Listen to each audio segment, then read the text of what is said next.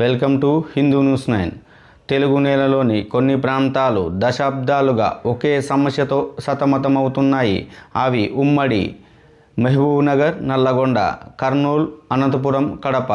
ఇవి రాజకీయ మ్యాప్లో వేర్వేరు జిల్లాలు కావచ్చు, కానీ ప్రజల జీవితంలో మాత్రం ఒకే వాస్తవం కనిపిస్తోంది. అవి వలసలు.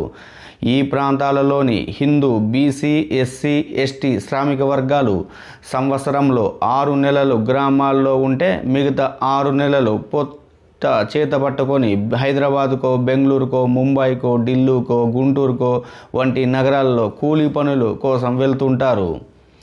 స్థానికంగా ఉద్యోగాలు లేవు, పరిశ్రమలు రాలేదు, వ్యవసాయం స్థిర ఆదాయం ఇవ్వడం లేదు, నైపుణ్య శిక్షణ పరిమితంగానే ఉంది. అభివృద్ధి ఎందుకు చేరలేదు? కడప నుంచి నల్లగొండ వరకు ఈ ప్రాంతాలన్నింటికీ ఒకే లక్షణం: వెనుకబాటు. ప్రభుత్వాలు మారాయి, పార్టీలు మారాయి, పథకాలు మారాయి, కానీ శాశ్వత ఉపాధి లేదు, ఫ్యాక్టరీలు లేవు, యువతకు భరోసా లేదు. ఇది ఒక రాష్ట్ర వైఫల్యమా, లేదా 2 రాష్ట్రాల సమిష్టి నిర్లక్ష్యమా అనే ప్రశ్న ఇక్కడ తలెత్తుతోంది. వలసలను నియంత్రించే బాధ్యత ఎవరిది?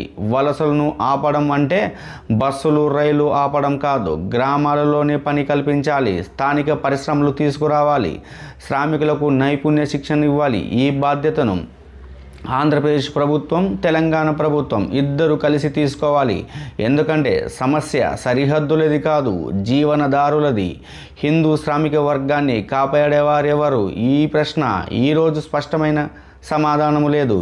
ఎన్నికల వేళ హామీలు వినిపిస్తూ ఉన్నాయి, సభలు జరుగుతాయి. ఎన్నికల తర్వాత వలసలు అలాగే ఉంటాయి, గ్రామాలు ఖాళీ అవుతాయి. హిందూ శ్రామిక వర్గానికి కావాల్సింది సానుభూతి కాదు,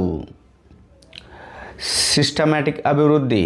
కడప నుంచి నల్లగొండ వరకు ఈ ప్రాంతాలను కాపాడాలంటే ప్రాంతాల వారీగా ఇండస్ట్రియల్ క్లస్టర్లు కావాలి. కనీసం 100 నుంచి 200 కోట్లతో స్థానిక ఫ్యాక్టరీలు ఏర్పాటు చేయాలి.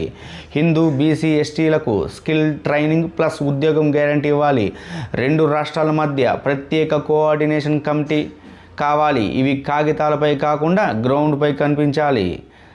చివరిగా, తెలుగు నేలలో పుట్టిన హిందూ శ్రామిక వర్గం పొట్ట కూటి కోసం ఇతర రాష్ట్రాలకు వలసలు వెళ్తే ఇది అభివృద్ధి విజయమా, లేదా పాలన వైఫల్యమా?